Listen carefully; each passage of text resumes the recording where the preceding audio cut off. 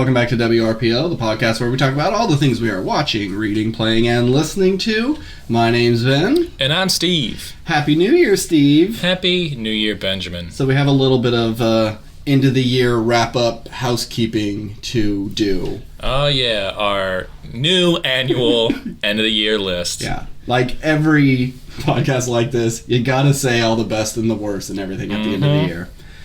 Well, real quick, any New Year's resolutions? No. I never keep them, so I don't bother making them. But you have made them before? I have, yeah, and sometimes it works, or, goes for a couple of weeks, and then I forget about it. But, if I'm not motivated at any other point in my life to do a thing, why is this arbitrary date more important? What's the best New Year's resolution, or at least the one you got the farthest with? It was probably like a stop smoking, but it was like, I stopped smoking for a year, and then I would pick it up again. So gotcha. So successful, but unsuccessful. Yeah, better some than none, I guess. Yeah. What about you?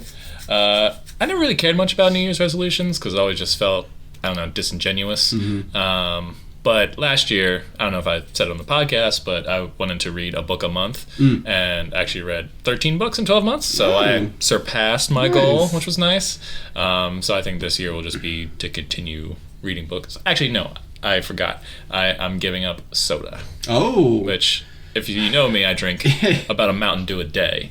A Mountain Dew a day? Minimum. Pathetic. You gotta get those numbers up. I know, but it's still too much. Sure. But I will say, with a caveat of I'm getting married and having a bachelor party and all this other stuff. I plan on special occasions to have soda, but just if I'm going out to a restaurant, just get water, and I'm not gonna go to work and just guzzle the dew. So maybe when I have it on those rare occasions, it'll just taste all the better. Yeah, I've thought of that. Man, I drink a lot of soda. And yes, it is diet, but it's still not great for you.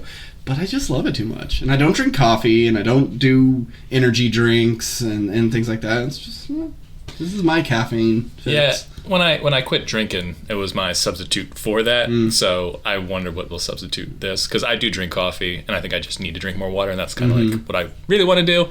So even if I kind of fail in the drinking soda part, at least if I can just intake more water, that'd be the main goal. Anyway, movie stuff. So we're going to talk about the best and worst of the year, and some of our predictions for 2022. We're going to look forward and just kind of make some vague predictions about stuff, and then next year around this time we'll look back and see how right or how wrong we are. So should we start off with just top 10 best movies? Oh, I figured that'd be the crescendo. You end with that? Okay. I mean, I'll do it whatever way you want, man. Well, we can switch it up. Some of the things that we're going to talk about, I don't know. I think there might be a little bleed over. I think we should start with that because that ends this year, and then we look forward to next year. Okay, let's do it then. All right. So, best movies of 2021. I tried to be better with this.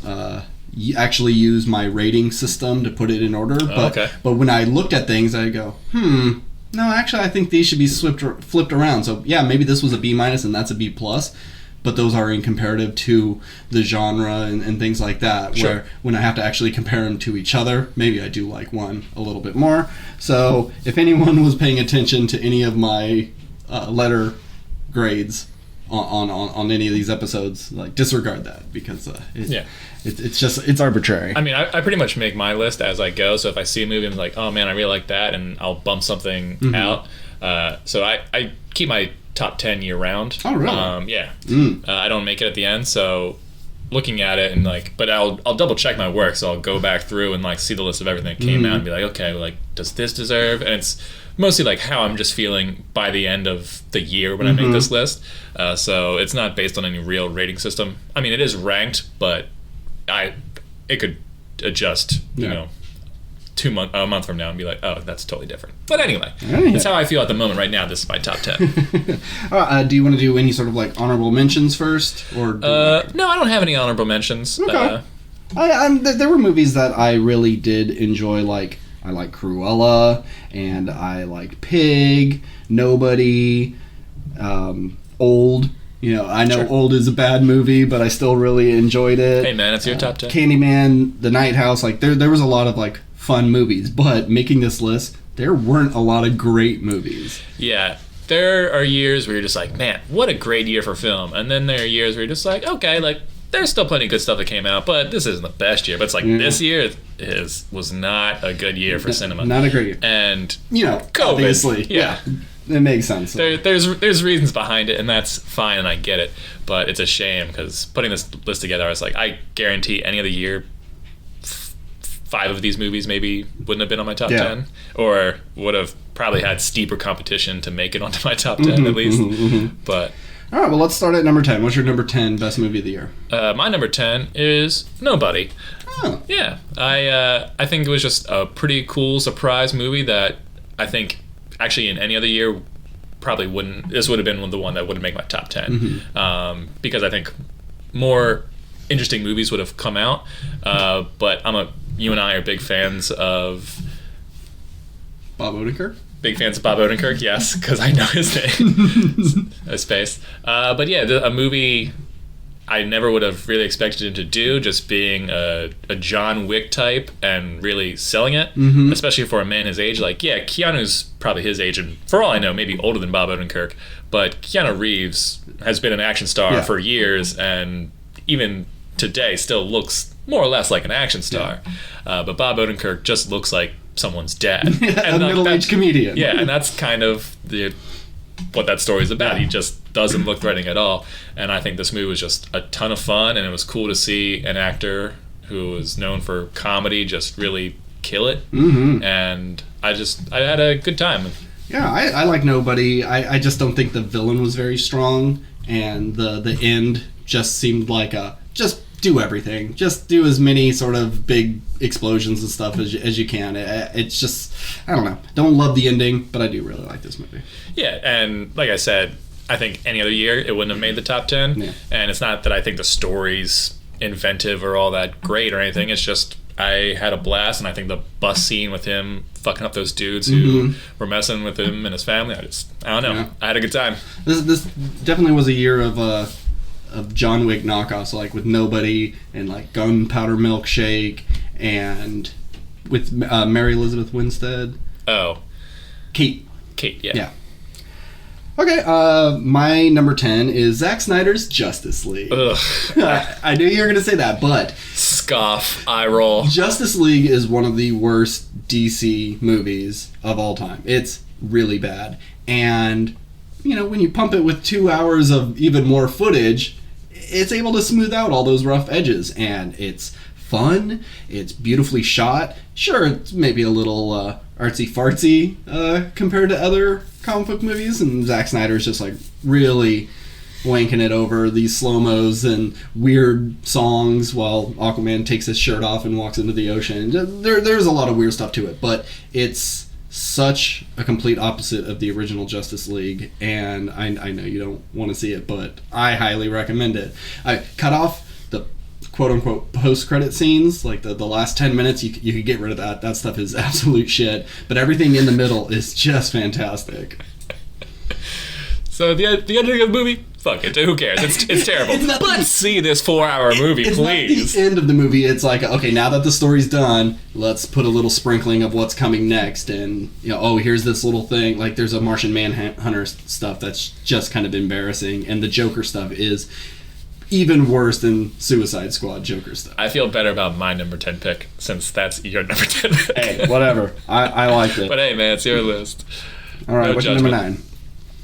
Number 9, a movie I'm probably, if we had a strong fan base, I'd probably get shit for. But I picked Eternals. I had a great time with Eternals, and I think because I knew nothing of the Eternals really, and it was shot differently, I just feel like this movie still had all the Marvel trappings, but like tried to be like an actual film, as opposed to just like, giant beams in the sky, and it was an Avengers movie with all characters who you didn't know, but by the end you were like, at least for me, I was really into. I liked a lot of the chemistry between the cast. I liked how it was shot. I thought the celestial stuff was all real fucking cool and interesting looking. I think my hope is that as time goes on, this movie will be looked on better than it was, because I think a lot of people had an expectation of like what a Marvel movie is, and when this movie wasn't that, they were like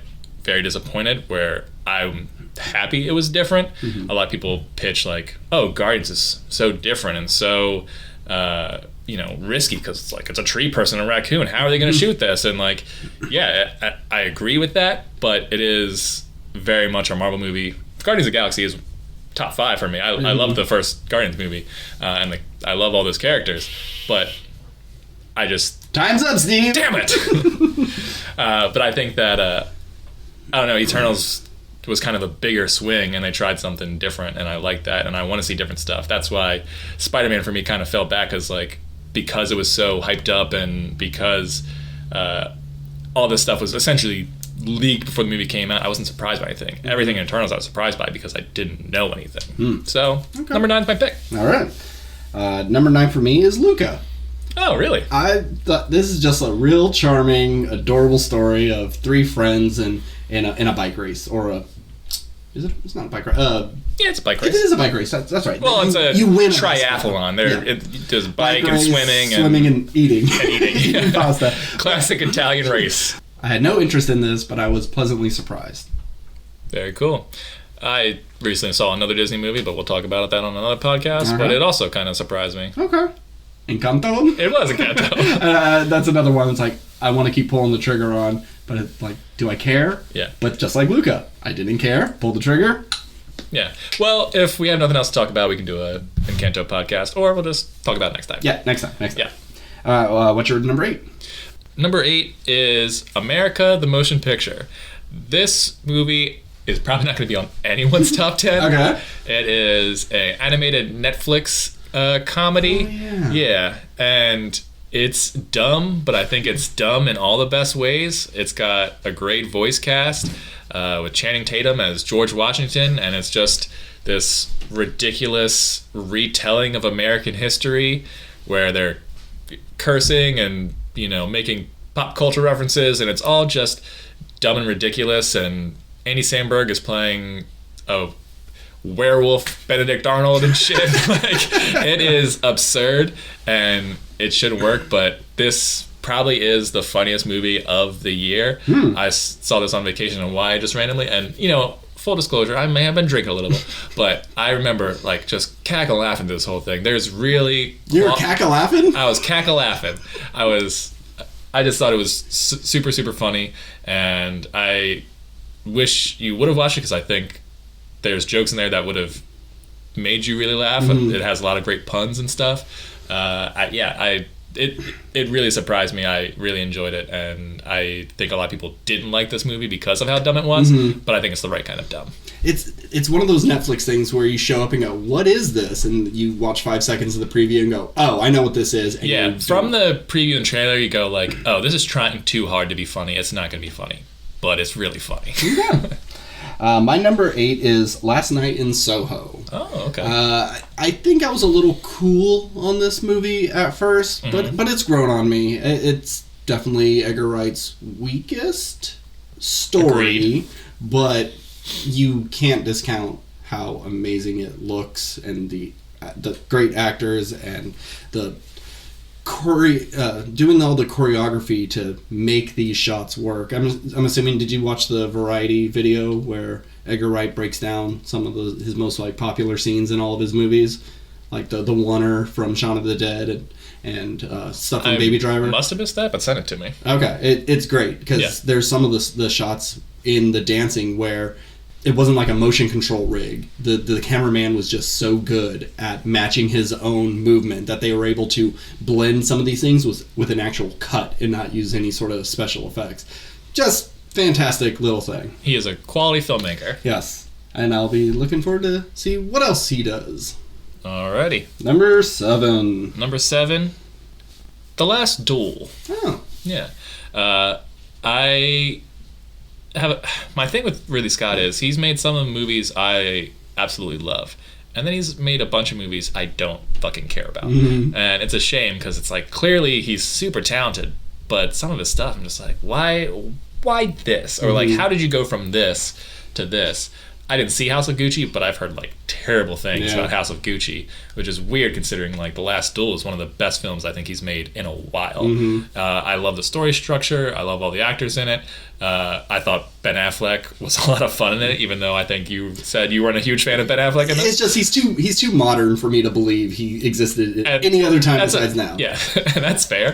But I enjoyed his ridiculousness in it for the brief amount of time he was. But I do think about the scene of him going like, "Hey man, get your pants off, come on in." I think about that scene a lot. It's just so, the way he delivered that line is just very Ben Affleck. Yeah. It seems like something that would have been in Mallrats.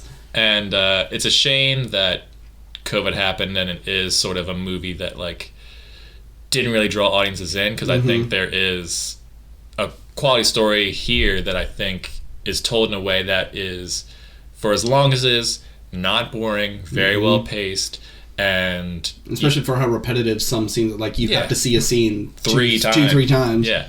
And I think it just works for, rape stories aren't the most fun movies to watch typically, but I think it's told in a way that's interesting and kind of makes you question when you hear these kind of stories in real life. It's just like you're hearing it from all these different perspectives and like trying to piece together what is true and what's not true, and especially back at that time where like there is no investigation. You just take someone's word for it, and that's it's a woman. Of course, she's in the wrong. And the final fight scene is just great, and I think everyone should see this movie if you love film. Cool. So. My number 7 is Spider-Man: No Way Home. I didn't think this would make my list, but after looking at all the things that have come out, I can't deny how, I don't want to say important, but just how kind of monumental and what a big event sort of movie it is. Yeah. And it is a lot of fun, and yes, I wasn't surprised on much of anything, but I can't not like give praise to this movie. Yeah, I mean, I know on our episode where we reviewed it, I was harsh and, well, I don't want to say harsh because I still really enjoyed the movie, but I didn't praise it as much as I was hoping I would. That being said, I can't deny the power of this movie and what it has done this past month it's been out, and just happy to see people back in the movie theaters because I've gone back a couple times since things have opened up, and this is the first time where it's just like, oh, this is a thing that's happening. Like this is why movies exist, is for like this kind of interaction, and it's great. What's your number 6? Number 6 is Malcolm and Marie. Do you know what this is? Is this the Zendaya movie? Okay. So I've said it several times on the podcast, but I'm a big fan of minimalism. And this entire movie takes place in a house with just 2 actors in a 2-hour-long fight. It might be under 2 hours. It doesn't matter. But it is just 2 powerhouse performances shot in black and white that is so good that you just can't help being engaged with these characters. And you can start liking a character in the beginning and you're kind of on Zendaya's side and you're like, this guy's a fucking asshole, and they keep arguing and you learn more about her backstory and it's like, well, maybe this guy isn't so fucking crazy. And it's just it's weird to see people fight and just like really going at each other, not hitting each other or anything, just really like just tearing each other down, but you can tell that there's love there and you're still kind of rooting for them, and then you're just like, do I want them to break up? Will they be better off, or are they meant to be together? I don't know, but if you can make a movie that engages me with just 2 actors in a room, I think that's the best thing you can do in cinema, and I think this movie nails it, and I really, really liked both of these two, and I wasn't a fan of Zendaya by any means, like she hadn't done anything that I'd seen or liked. But this past year, I like got into Euphoria and saw her in this, and I'm like, and it's the same guy who made Euphoria who made this, and she is so good, and I think she's going to be huge. Yeah. I mean, I know she's doing Spider-Man movies, and so everyone knows her from that, but it's not like she's leading the Spider-Man movies. Sure. She's just in them. But she's also Moochie. But she's fantastic, and John David Washington, son of Denzel, of course he's fucking good. Yeah. He was cool in Tenet, but Nolan characters don't often emote all that well. Yeah. Where he is like, he's really bringing it, and I think he's going to be a huge star too. Well, I know since we both like Euphoria, you really should watch Assassination Nation. It's what he made before Euphoria, and there's a lot of similarities. You can see like this was like the early seed of it. It gets a little crazy towards the end, but it's fantastic. Yeah, I remember you telling me about it, and it sounded cool, which is something that I haven't gotten around to. All right, my number 6 is Dune. Oh, okay. Dune. I'm surprised this made your list. Yeah, Dune is a very good movie. I'm really hesitant with the second one. We'll see how it all flushes out, if it makes this first one even better. But it's a movie that I don't know how many times I'm going to revisit. I don't think it's very fun. Oh, no. But it's a really well-made movie. And looking at my list, it's like, oh, I'm surprised I put this above this. But then thinking about it, it's like, no, Dune's kind of a drag, even if it's not boring or stupid or anything. It's not the most fun movie. Yeah.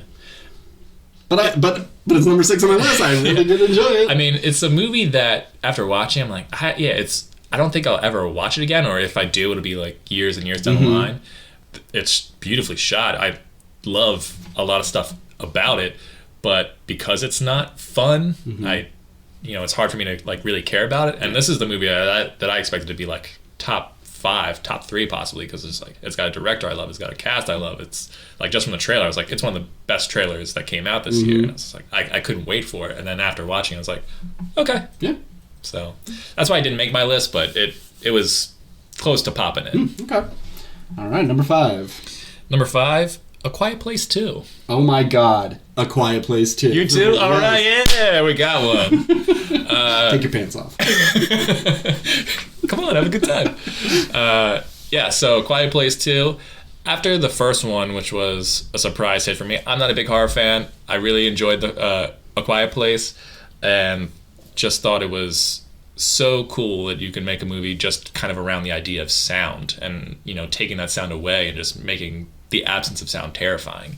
And A Quiet Place 2 is something that I didn't need. I wasn't and I still don't know if we needed, but it's a great sequel. It takes things to another level and expands the world, and you get to learn a little bit more, but while also keeping that same sort of tension and everything. It has a great opening scene of like how they show up. I'm glad it exists, and it's just one of those movies that it almost feels like a blockbuster, which you don't really get horror blockbusters like that, I don't think, because it is kind of action heavy, but it never feels like an action movie. It's still very much a horror movie, but I think the cast are all great, and I love Cillian Murphy, and I think it's just, I got nothing else to say. Yeah, it's just a whole lot of fun. And I agree with all your sentiment, and I'll be interested in part 3. Hopefully they don't trip and fall on their face in the last one, but I have faith. Assuming it is the last one. If this is a trilogy they do, I hope it ends with a trilogy. If John Krasinski and Emily Blunt are part of it, I don't care, but I know how studios work, and they love money, and I could see them going back to this well, but hopefully they just do 3 and they're done. Quiet Place They origins. tell this family story. Yeah. But it does lend itself to, how did other people handle this situation? Sure. But if they're not interesting characters, if you don't like them, because who doesn't like John Krasinski and Emily Blunt? Who cares about the aliens if you don't care about the people? And, I could be wrong. We could get spin-offs or other sequels, and they could all be just as good or do new things. That's cool. Yeah. But it's not something I need. All right. Number 4. Number 4. The Mitchells versus the Machines. Mm-hmm. There's usually one animated movie that makes it into my list every year, and this is one produced by Phil Lord and Chris Miller, who have made all my favorite animated comedies from the past decade: Spider-Man at the Spider-Verse, Cloudy with a Chance of Meatballs, the Lego Movie, Clone High, just all great stuff. And once again, they kill it. And it's just a ton of fun, visually appealing, lovely story of a family and sort of like finding your own path while also dealing with a possibly world-ending situation, but in a way that just I had a blast and laughed all the way through, and recommend this to anyone who has kids. Even if you don't have kids, watch it because it's just a good movie for adults too. It's a ton of fun. Yeah, I agree. The most fun I've had probably watching a movie. Yeah, even my roommate, I suggested to her, and she doesn't care about animation or anything, and even she really enjoyed it. Yeah, it's cute. Yeah, it's very cute. My number 4 is The Last Duel. Oh, cool. Yeah. I agree with all the things you were saying. Just fantastic performances, especially Jodie Comer. And Adam Driver? No. Matt Damon? Matt Damon. Mm-hmm. Matt Damon, I think, was great because he was the one character you really see huge differences between the three stories, where Adam Driver's a little samey and she's a little samey. But all good performances. I really enjoyed it, especially the final fight. I know we have a whole episode about it, so I don't need to say any more. All right, number 3. Top 3. My number 3 is Tick, Tick, Boom. Mm. I think this was an incredible year for the musical.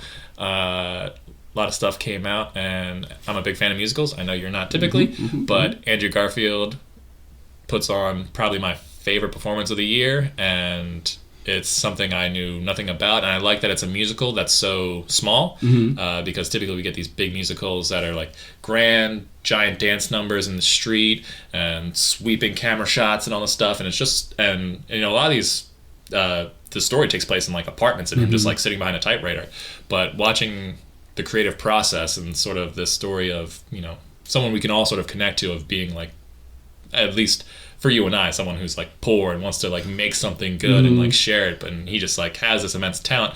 Not that we necessarily have immense talent, but you know, we have a podcast that's close enough. We're basically this guy. But anyway, I liked all the songs. I think he was great, and it was cool seeing a musical of such small stakes, but still I could emotionally connect with this one character. Yeah. My number 3 is Mitchells versus the Machines. Nice. Fantastic. Just cute and heartwarming, and what a loving family, and just really fun characters, especially Abby Jacobson. She has such a great voice for animation. She's also in Disenchantment. I always want to call it Disenchantment, right? It's one of those. The Netflix show. The Netflix show by Matt Groening. She's just fantastic and sells it. And I think this could have been really annoying and like meme heavy, and it does its own sort of things like that, but it could have been doing jokes from 6 years ago, because, you know, animation takes a long time, and it's just like, if they had like a what are those joke or something like that, and like, nobody does that anymore. This could have easily, I think, with a different studio or just with maybe shittier writers, it could have easily gone the way of like the Emoji Movie or something. I didn't see the Emoji Movie. No. I actually saw I think like 10 minutes of it, and just the whole time I was like, I wanted to throw up. That's how bad it was. But it could have easily gone that way of just like, all right, this is a whole like internet thing, we're gonna do internet jokes, and it's not that. Yeah. I'm glad. Yeah. Number 2 is West Side Story. I had an inkling, so I'm pretty sure I know what your number 1 is. I think you did too. This is a movie I didn't expect anything from. I mean, huge fan of Spielberg, probably my favorite filmmaker, maybe Scorsese ahead of him, but I think this was a true return to form, because I think Spielberg is at his best when he's really passionate about the material, and since this was this was a big part of his childhood, like he really cared about the material and wanted to enhance it, and it's like, how are you gonna, why bother making a movie that has won 10 Oscars from 60 years? It's a cinema classic. What's the point of this? Yeah. And it's great, and it's been a long time since I've seen the original, but I think it's probably better than the original. I love the songs, I love the performances. The only reason it's probably not number 1 is because the main characters I've had some issues with, if you go back and listen to our podcast, but just a ton of fun, and it's like, it's interesting that I did Tick Tick Boom before. It was like, here's a small musical, and here's the exact opposite of that, but this is how you do the big sweeping musicals the right way, and I think it's great. My number 2 is Tick Tick Boom. All right. we have some very similar... Our top 5s are pretty much there. Very close. Not a musical guy unless it's a comedy, but hey, I'll show up for Andrew Garfield in pretty much anything. I mean, except Eyes of Tammy Faye. I didn't show up for that. Did you ever see the Imaginarium of Dr. Parnassus? Yes. Okay, I did too. Wait, is he in that? Yeah. He's kind of like I think he's like the love it's been so long since I've seen it, but he's like the love interest to the girl in the beginning. He's kind of like the goofy kid, but then she like falls in love with the three versions of what's his face. I didn't realize that. Yeah, I mean, it was like right as his career was starting. He did like that one movie, Boy A, I think, which was like kind of launched him, and so he started showing up in these like sort of indie British films and stuff, and then he got Spider-Man that became huge. Yeah. So cool. Anyway. Sorry, I didn't mean to interrupt you. No, that's fine. I really enjoyed this movie. All the songs were good, except for maybe one I didn't love. But especially going into this blind, I'm glad I did, because if I knew what it was about, I probably would have skipped it. But this is some good shit. So what's your number one? Best movie 2021. So this is a movie that normally I would hate this kind of movie because it's so kind of open to interpretation and a little bit artsy-fartsy, but I don't know if it's just my connection to the source material. Okay, I don't know what your number one is. Well, let me ask you this. What do you think my number one is? Well, I thought it was going to be what my number one is, because I thought it was a no-brainer, but I don't want to say it because it's not my turn yet. Okay. So, my number one for this year is The Green Knight. Oh, yeah, I totally forgot that even existed. So, yeah, as I was saying, movie is definitely not for everybody, and it has some stuff you're just like, what the fuck is that about?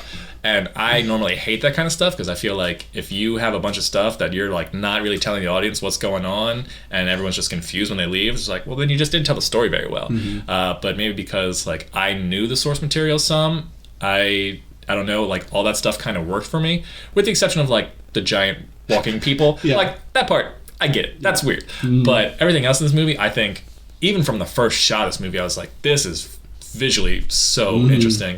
And Dev Patel is...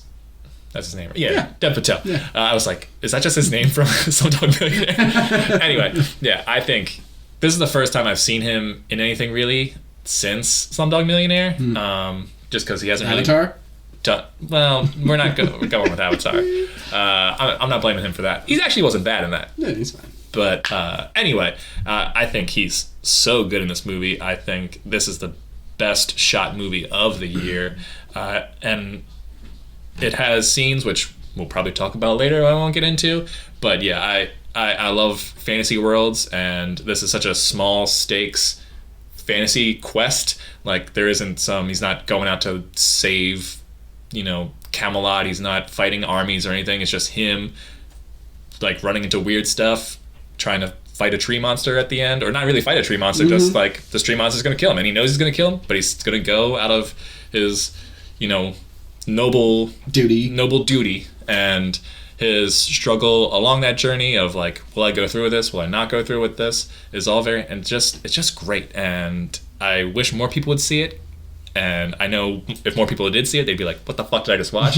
But it's so good, and I don't buy movies anymore, but I think this is one I'll pick up. All right, well, my number one, which I thought, like, of course this is the best movie. Maybe I saw it and just totally spaced out of my brain. So I think you did. Yeah. Unless I'm just remembering your thoughts on this, but it's The Suicide Squad.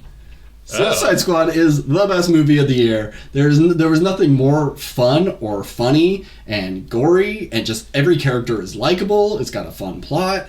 It's totally different from the original movie. There's nothing to dislike about this movie. Okay.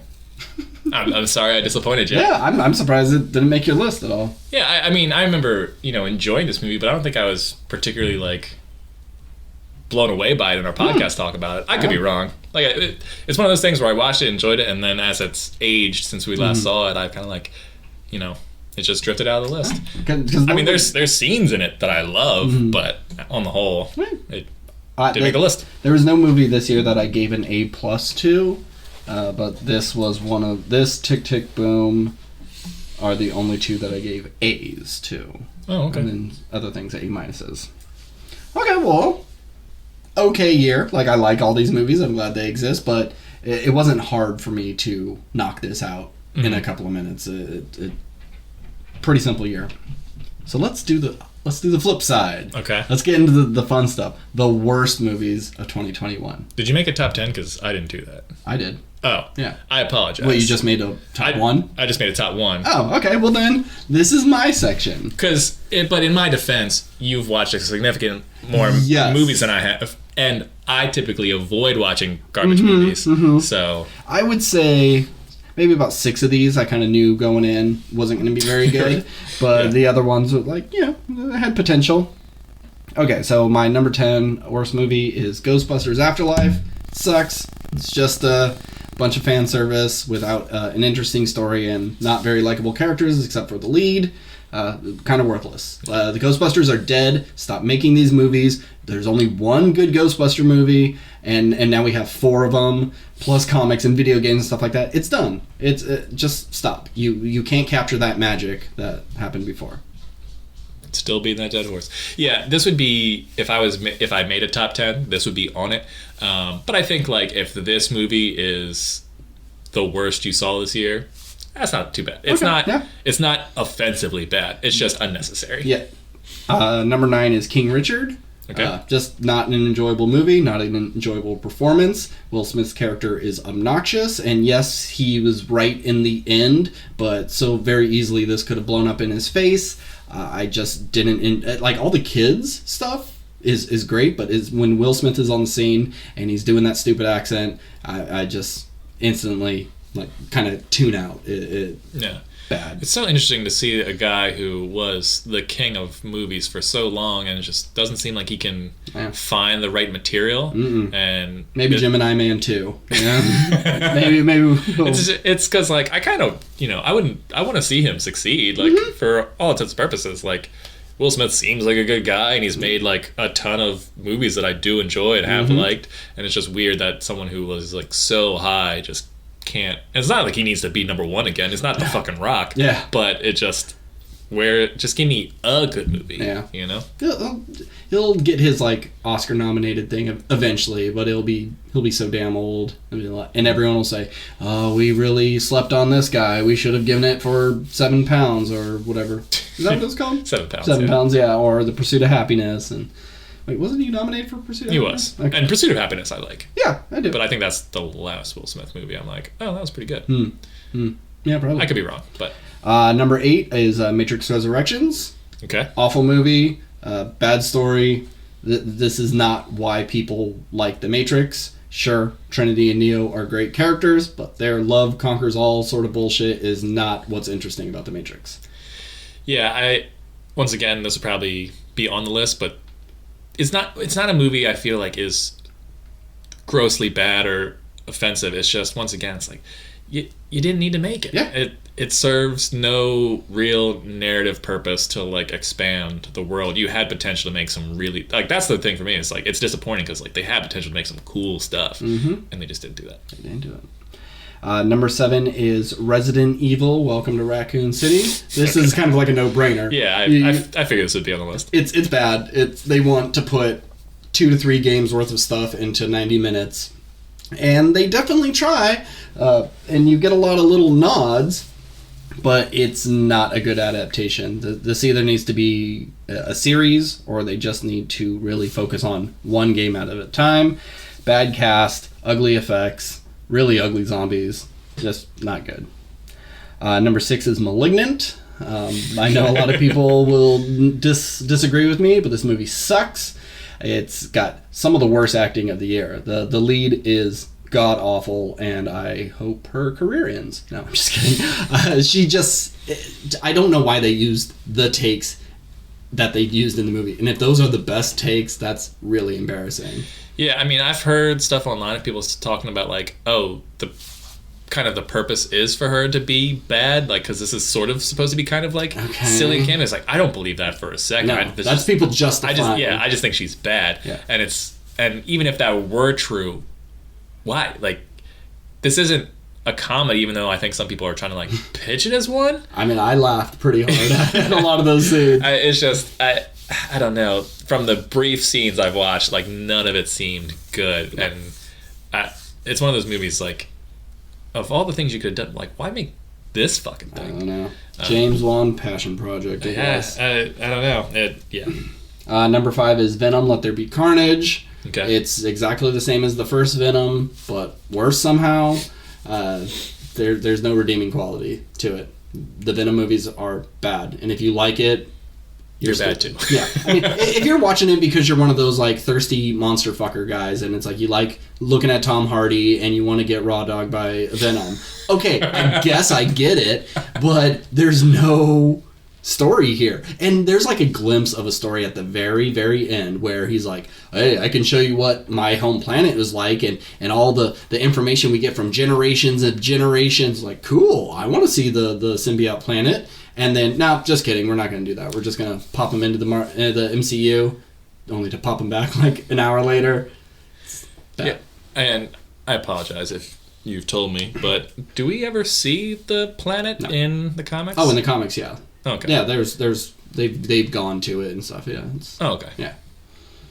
Number 4, Tom and Jerry. This is a no-brainer. I don't even know why I watched this. I forgot you did watch it. Yeah, it was just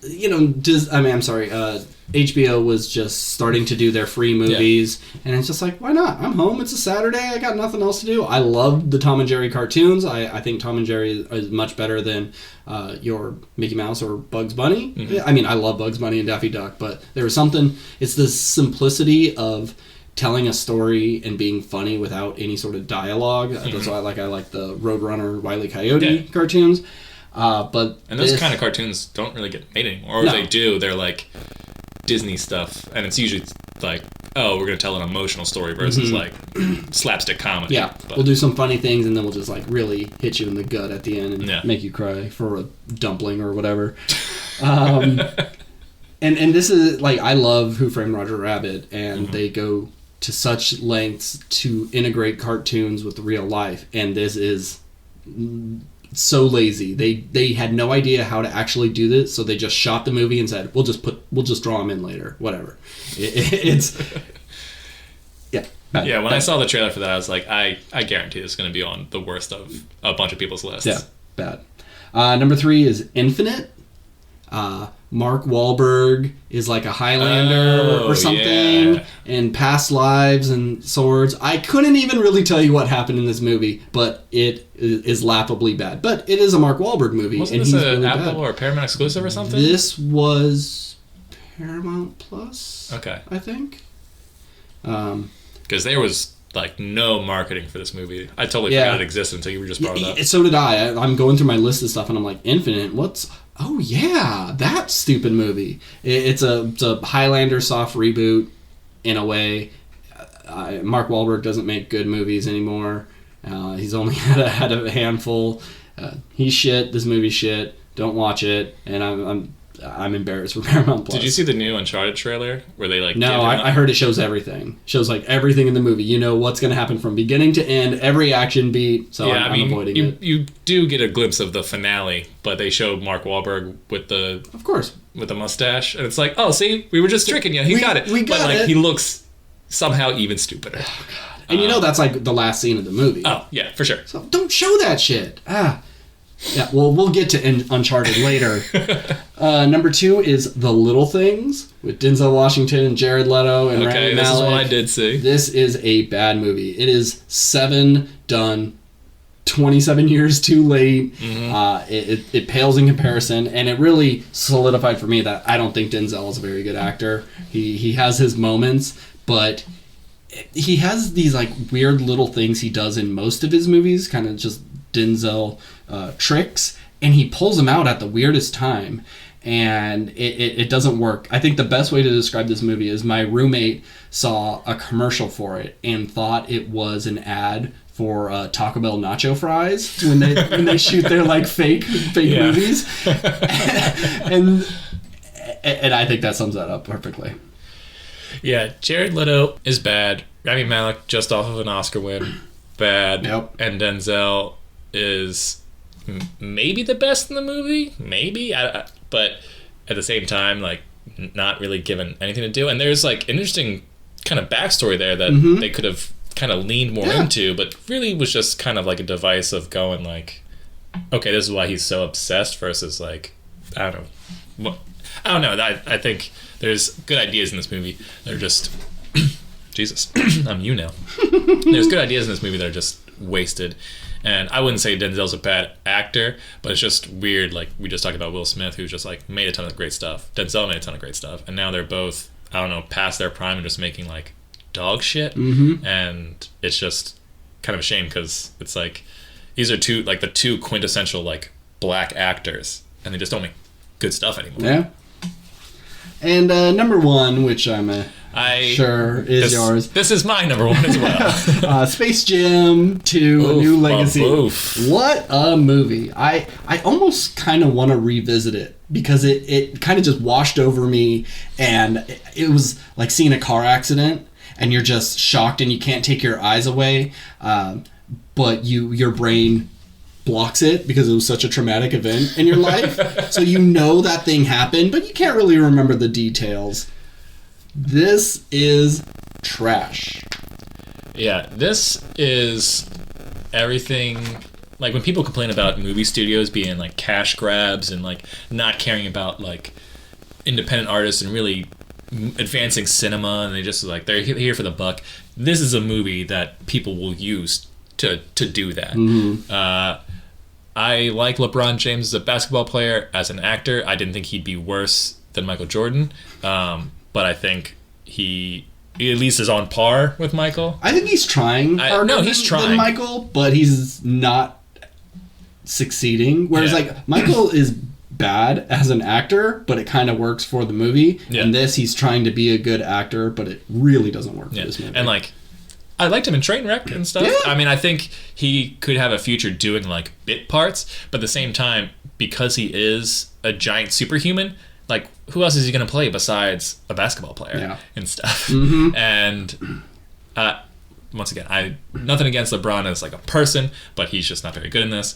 Everyone around him is not very good, and the effects are bad. I don't like the design of the 3D versions of these characters. I wanted to see them in 2D. That's where they are meant to be seen. I feel like all the bringing in the worlds to try and sell your other properties, like this kind of movie, like I'm not adherently against product placement. I typically don't like it, but in this kind of thing, it could work, but it doesn't. And all the like makeup and stuff they used on people in the background just looked awful. Like it just seems like they threw a bunch of money at it, but still we're like, we want to throw a bunch of money at the cartoons, but we're not paying for anything else. And it's just like, well, it's gonna look like bad. Then they're like, well, we don't care. It's Space Jam 2. It's gonna make money. And kids will love it. Yeah, it's I don't even want to talk about it. It's draining. Yeah, this movie made me hate movies for that week. I was just like, I don't want to watch anything because this. I needed time to like get over the PTSD of watching this movie. It's so bad.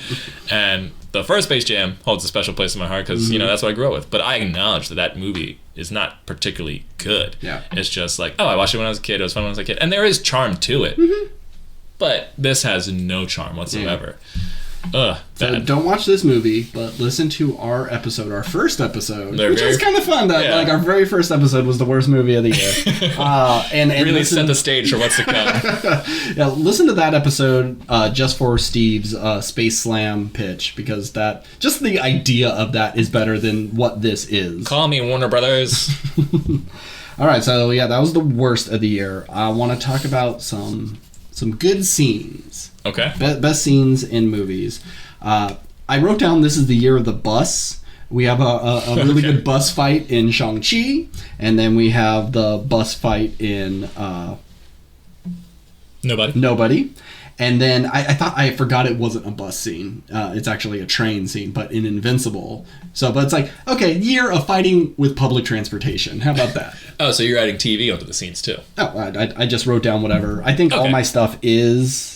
I have three TV shows. So I was just kind of thinking about going through all my lists and like, was there a good scene in that? And I just write it down. So I didn't really break them up or anything. These are just the best scenes of 2021. I have 5.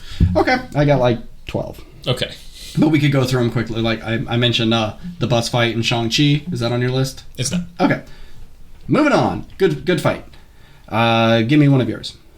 So this wasn't on my list, but as we were talking, it reminded me. I was like, oh, okay, that's the one scene I pulled from it, and it's the dance scene from Last Night in Soho. The camera work in that is fantastic, and it's such a cool scene and a real great way to introduce characters. Definitely on mine as well. I have the box of pain in Dune. Oh, okay. It's just a really simple scene, but I really love his acting in it. He's so good at conveying of just like, oh, that doesn't hurt. Okay, I guess it hurts a little bit. Ooh, this is bad. This is really bad. I'm going to die. And just without any sort of grunts or exclamations, it was like all in his face. Just an excellent scene of acting. He's a great actor. Yeah. Did you see the variety of it? I forget what Vanity Fair, whoever does the director breakdowns where he broke down that scene? No. Oh. I'll send you that. Okay. Because that's really interesting too. And he talks about like how good he is in just like conveying emotion on his face. Because I think they even talked about it. It's just like, he's like, don't say anything, just sell it all with your face. And he does. And he's great. All right. I'll throw out the opening scene of A Quiet Place 2. Just really good way to ramp up your movie. Like, you know it's coming. That's my number 5. Oh, okay. Yeah, I didn't rank mine in any sort of way, but yeah, that opening scene really gets your blood pumping and gets you so excited for what's to come. There's one shot where one of the aliens is like running after him, and it jumps at him, and the cop shoots, and he tucks himself into a little ball because like their outside is very hard, and he just tucks himself into a little ball, takes the bullet shot, and then spreads back out and kills the dude. And it's just like, what a fun little tactic that we didn't see them do before.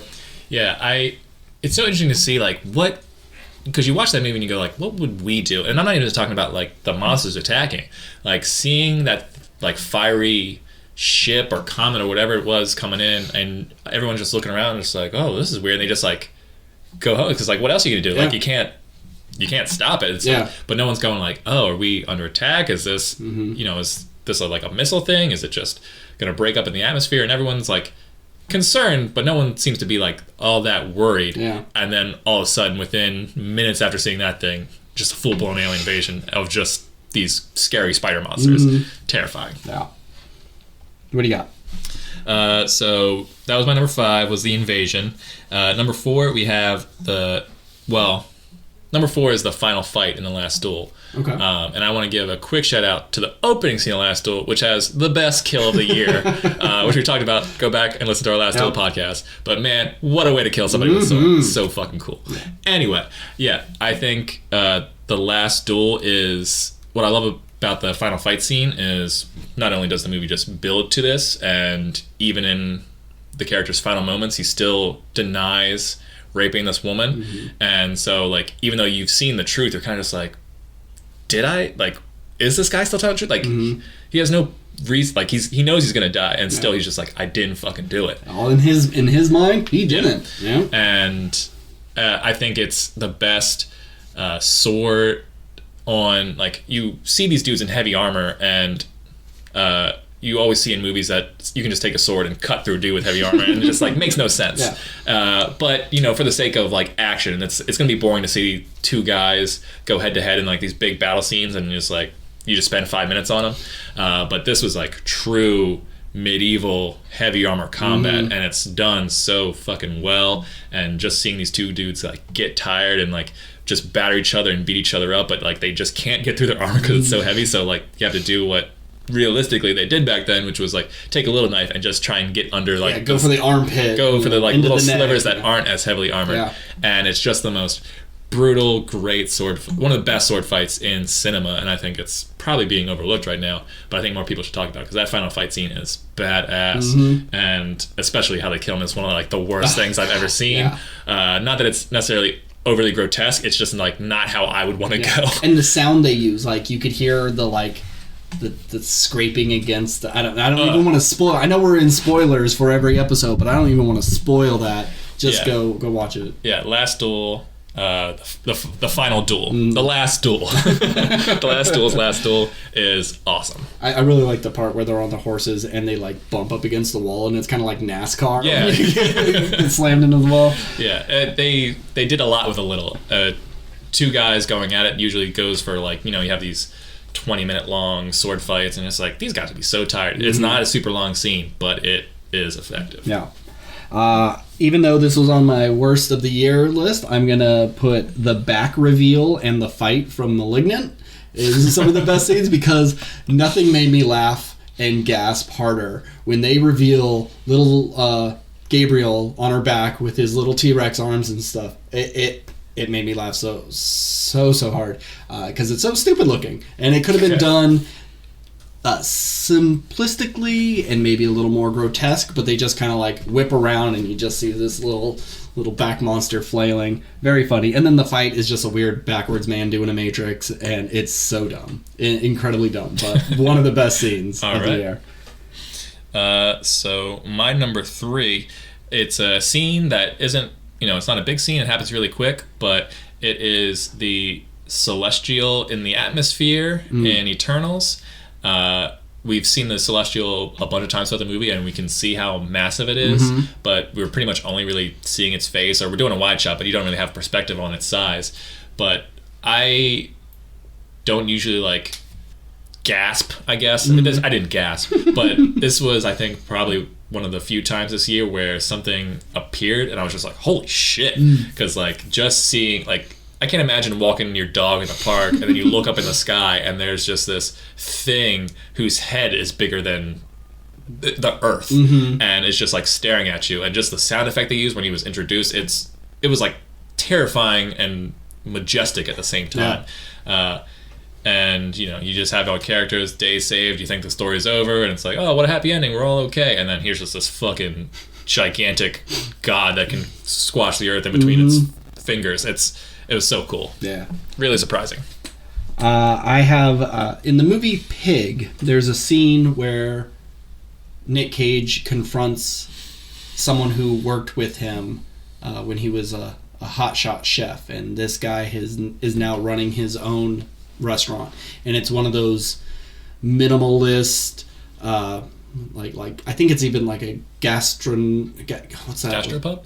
Yeah, it's something like that, and it's like really kind of pretentious food, and he just confronts him about like, well, didn't you want to like open a little like an English pub that served like real bar food and stuff, and he just kind of like breaks this man's reality with showing him that how much of a fraud he's become. It's just the best scene of that movie. And Pig is such a bizarre movie because it's an anti-revenge movie where he doesn't go and kill everybody because they took his pig. He goes and finds them and then like makes them realize something about themselves, or like squashes the beef. It's just very interesting. I wish the movie didn't have Nicolas Cage in it because I'm not a big fan. He does good enough, but it's a really powerful scene.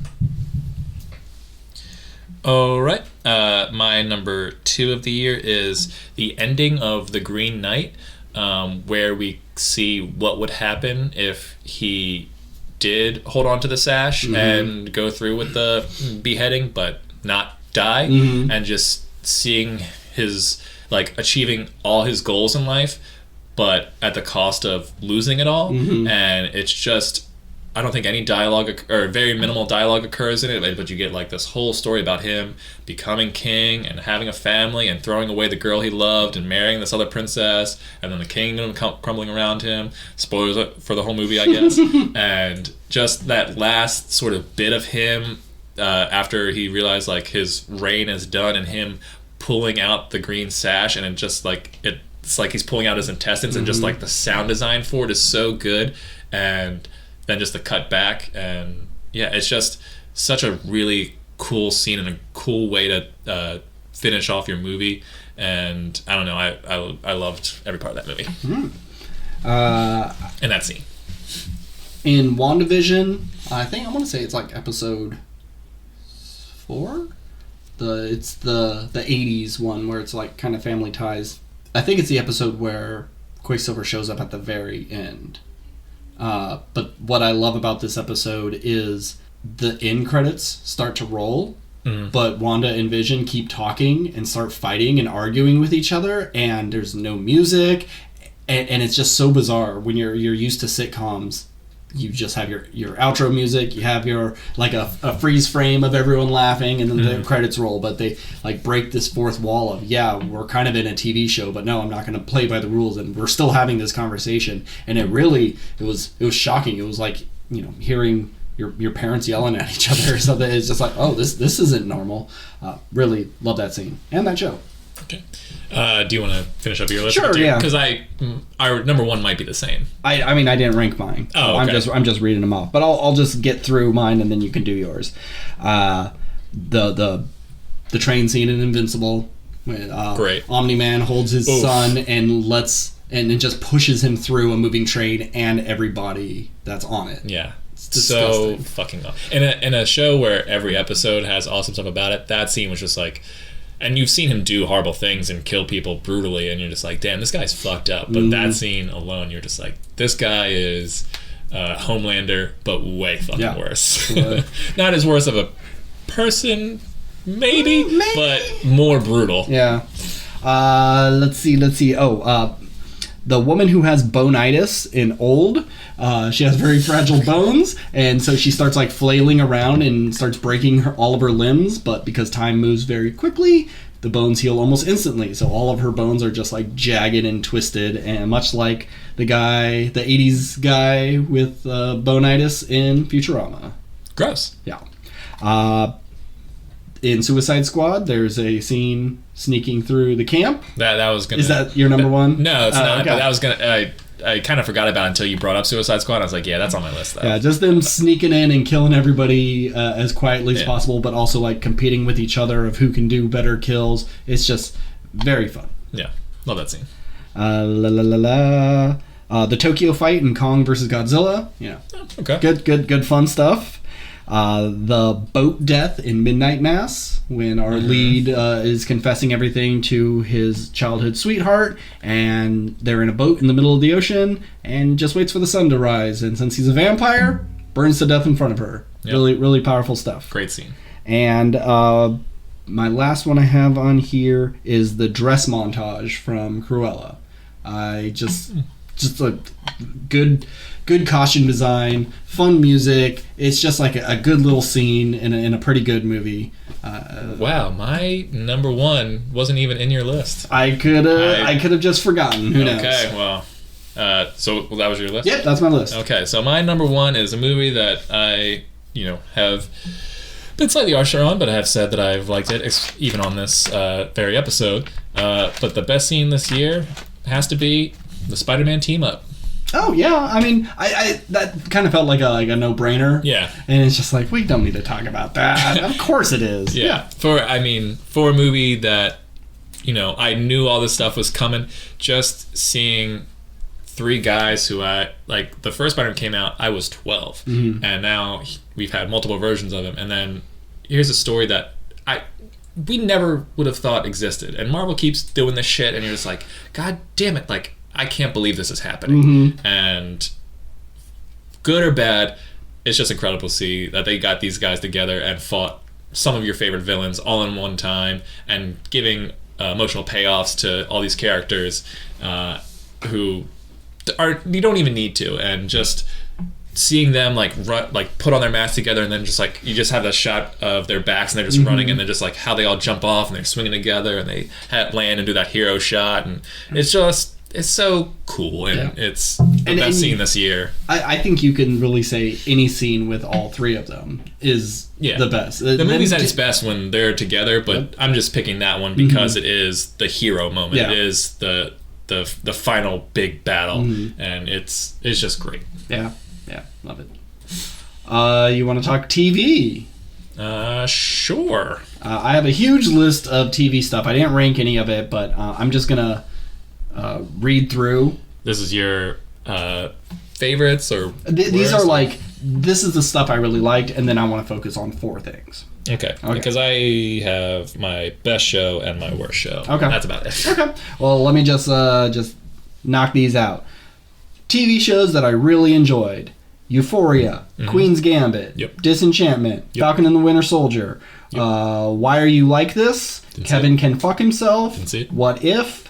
Midnight Mass, the other two, Wheel of Time, Loki, Hawkeye, Brand New Cherry Flavor, Central Park, Solar Opposites, I Think You Should Leave, What We Do in the Shadows, It's Always Sunny in Philadelphia, Bob's Burgers, Great North, Rick and Morty, Brooklyn Nine-Nine, and Dave. Dang. And yeah, making this list was like, oh, this isn't a movie I watched. This was weeks of my life. Yeah, hours and hours. And some of these have like long seasons. I'd say most of them probably only have like 8 to 10 episodes. Yeah. But still. It was a great year for television. It really was. But the 4 TV shows I want to say were the best of the best of the best. Okay. I have WandaVision, which is just... It's just the best. I love WandaVision so much. It's sweet, it's funny, and it's very creative. No show has done what WandaVision does. Invincible. If you like animated superheroes who beat the ever-loving shit out of each other and have extreme violence, this is your jam. For like a comedy, I put Ted Lasso. Okay. Just one of the sweetest, most endearing, charming shows out there. And if you don't like Ted Lasso, you probably have a heart of coal or something. And maybe my favorite show of the year was American Crime Story Impeachment, or Impeachment American Crime Story. Great performances, amazing makeup, really fun story. And even though I felt I knew a whole lot growing up with the impeachment of Bill Clinton and Monica Lewinsky and all that, there was a lot in here I did not know. And it's fucking great. American Crime Story is just killing it every single season. It may take them 2.5 years or whatever in between each season, but good stuff. All right. Any worst TV show of the year? The worst TV show was Love, Death, and Robots Season 2. Oh. That was such a disappointment because there was a couple of like not great episodes in season 1, but for the most part it was pretty fantastic. There's not a lot of redeeming quality for anything in season 2. It's just bad. And like with movies, you don't watch bad movies. I try not to watch bad TV, which I know you would disagree since I watch like Titans and stuff like that. But I will give up on a TV show if I don't give a shit. Yeah. Whereas a movie, whatever. What's 2 hours? I can get through this. Sure. Okay. All right. So my best of the year is Invincible. I think what I like about it is it looks sort of like your 90s, early 2000s, like DC Justice League, your X-Men evolutions, like it's got that particular look, but also I think all the characters are fully realized, like it takes itself seriously, even though like a lot of the concepts are silly. Like you have your knockoff sort of Justice League characters, like there's a lot of like in jokes to superhero world, but it's not for kids. Like this is an adult show, and with how violent it is and how they curse, and just like the expanding world is so interesting, and like I love I forget its official name, but it's like the SHIELD sort of like organization that kind of like runs all the superhero stuff, and just like how they have advanced technology that they use, and how they can like, these heroes can have these epic battles and just get obliterated, but they still have like the technology to kind of like heal them, but it doesn't ever feel like it doesn't feel like a cheat. Yeah. Like the heroes who lose like suffer horribly, and the healing process takes a while. But I can't wait for future seasons if it stays this quality, and from what I know, the little bit of what I know from the future, it's only going to get even crazier and more interesting than what it does even to our hero, and I think it's great, and it definitely sets the stage for all the awesome stuff to come. And I love it. So we had a couple of comic book TV shows. I have the 5 big ones. I guess like MODOK is part of this too, but like I didn't finish MODOK. I wasn't into it. But of the Marvel Cinematic Universe television shows, rank best to worst. So I'll just give my list so you know. Okay. So we have WandaVision is number 1, then Loki, then Hawkeye, then What If, then Falcon and the Winter Soldier. Okay. I'd go Loki, then Hawkeye actually, and then WandaVision, and then Falcon and Winter Soldier. And then What If last? I did not care for What If. And the only reason I really put WandaVision, Hawkeye I can sort of intersperse. I love WandaVision's concept, and I love that each episode was sort of a sitcom, and I love the story that it told overall. But I think because it was also, I don't know, like... Spit it out, Steve! I don't have it in my brain to articulate properly. It's just, by the end of it, I was just like, okay, like, it kind of... Although I love the concept, I feel like it leaned into the concept so hard that I was like, it kind of like took me out of it, because like, this is silly. Sure. But at the same time, it was so great that they did it this way.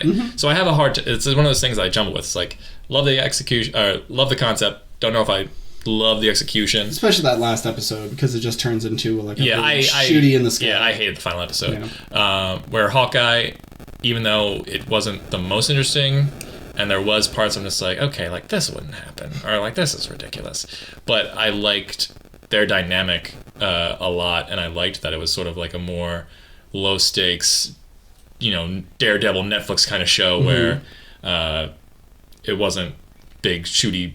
I mean, it was shooty because they have arrows. Yeah. But I just mean, like, it wasn't this, world-ending, city-destroying thing. It was just two characters who got in a bad situation and the passing of the buck of the Hawkeye mantle. And I think it works, and I like Jeremy Renner. Yeah.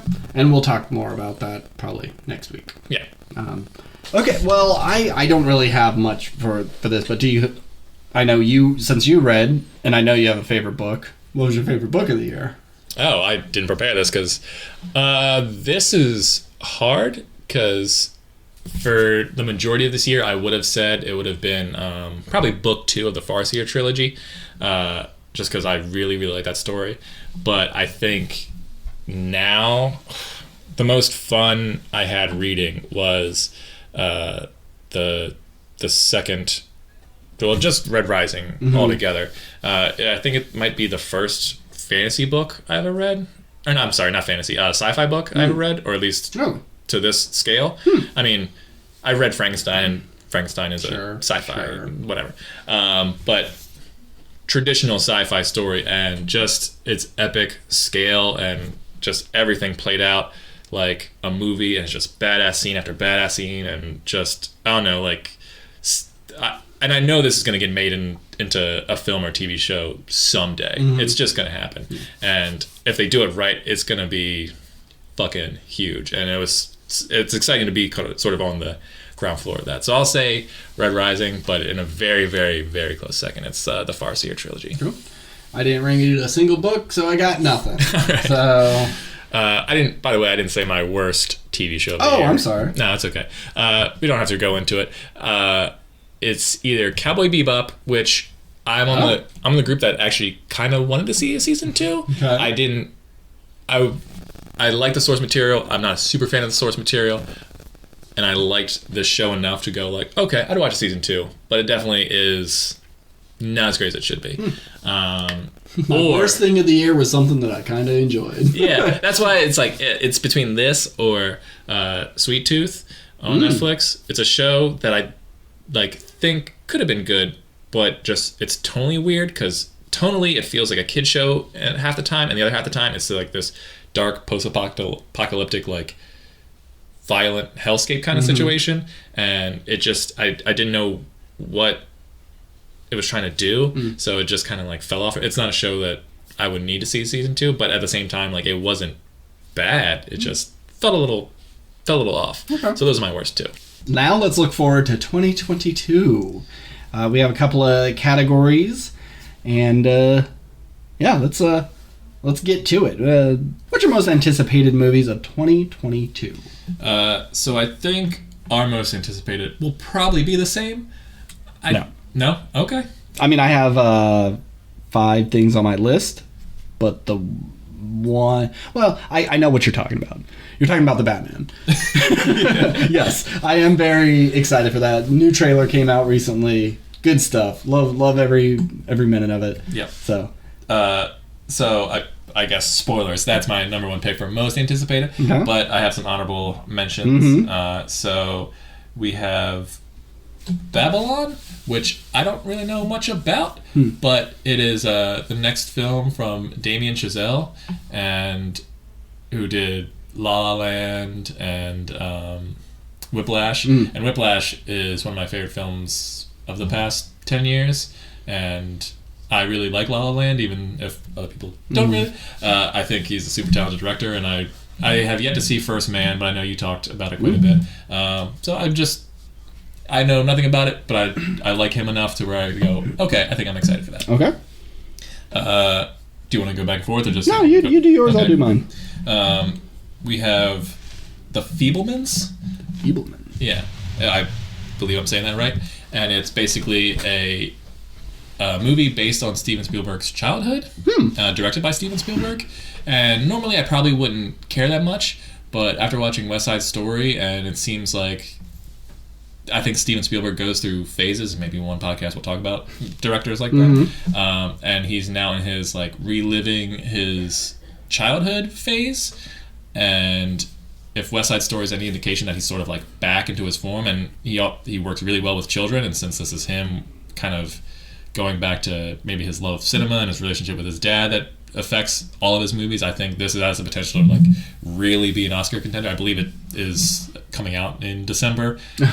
So I think one of the greatest directors of all time tackling, his own life, I think could be something really, really special. Or it could just be really, really boring and self-indulgent. Who knows? Maybe. But West Side Story has given me hope that Spielberg is like doing cool shit again. And lastly, two more. Spider-Man Into the Spider-Verse Part 1. Part 1, yeah. Into the Spider-Verse 2 Part 1. It doesn't matter. Escape the Spider-Verse? Something like that? Whatever. Point is, I love that the first film, and can't wait for this next one. And we've gotten a little glimpse of what's to come, and he's doing stuff in 2099. And yeah, I love Spider-Man. I love this world, and look forward to it. And if it's anything like the first one, it's gonna be good stuff. And then finally, Robert Eggers' The Northman. Yeah, which you showed me last week. I had no idea this was coming out, and I'm glad that he's still working. Yeah, I mean, dude makes weird stuff, but I like The Lighthouse. What was that other movie he did? The Witch. The Witch. Oh yeah, I love The Witch. So if it's anywhere close to those two, I think this movie is gonna be fucking badass. Alexander Skarsgård looks scary as fuck in this. I don't love him, but no, I'm not a huge fan. But if you're gonna pitch me a buff Viking dude, I was like, okay, sure, give me the buff Viking dude. Yeah. And yeah, it looks super well shot. Great cast. Him catching that spear in the trail and just chucking it right back. I was like, all right, sold. Yep. I think it has the potential to be really, really fucking cool. Agreed. I want to see all those as well. So for me, I don't have them like in an order, but obviously the Batman. We all want to see the Batman. Yeah, it's Batman. Scream 5, which is like 2 weeks away, so I'm anticipating. I don't have to wait too long to see this. Have you liked all the Screams? I do like all the Screams. Okay. I think Scream 3 is the weakest Scream, just because like who the killer is and why is just like, oh, okay, that's fine, I guess. But everything leading up to the end is pretty good, and I really love 4 as well.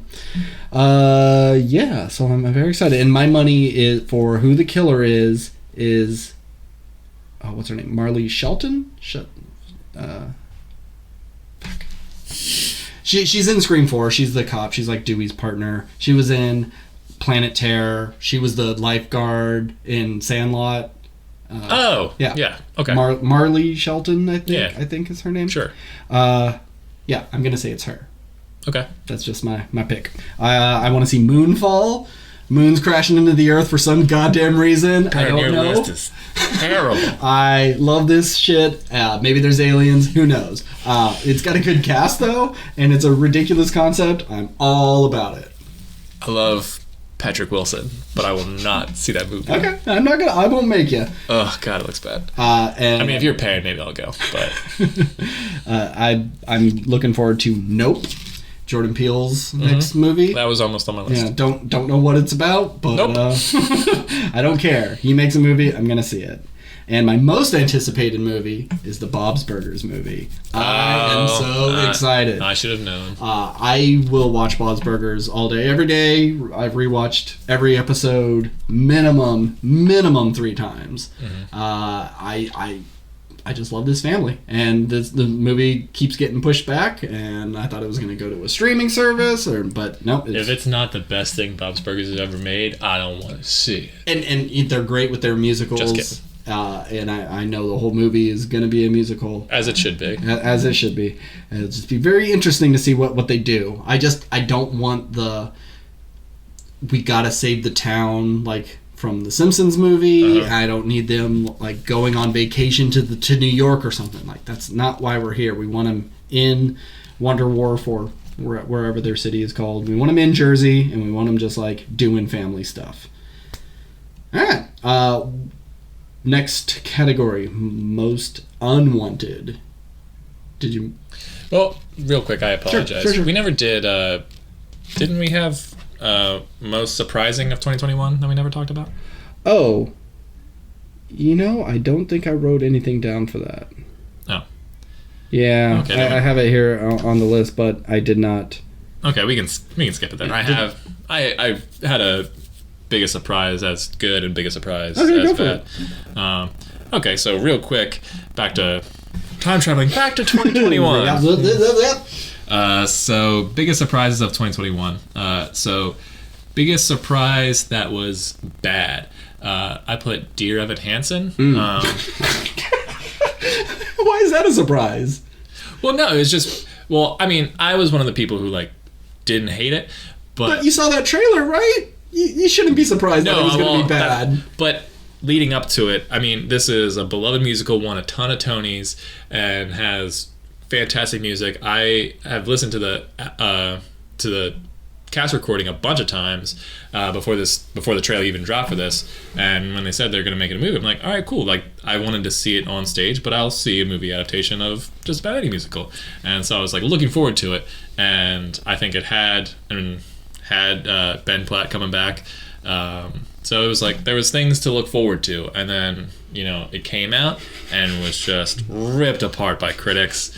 And even though I think there is good stuff in it, it is jarring seeing him try to age down. Even though, I don't really have a problem with that per se, but it is noticeable for sure. Yeah. And it's just a shame that something that was so beloved just tanked as hard as it did. So that was my biggest surprise. But my biggest surprise that ended up liking more than I ever thought I was going to is Cruella. Ah, yeah. Yeah. Okay. I agree with that. I really, really like Cruella, and I think it could have been a fantastic movie as opposed to just a pretty good movie. The thing that held it back was just being a Disney villain origin story. Yep. It could have just been its own story that had nothing to do with Cruella de Vil and just been this revenge rise in the fashion world. Yeah. This movie is shot really well. The costume design and the production design all look gorgeous. It's just a shame that I had to do all this Dalmatian tie-in stuff.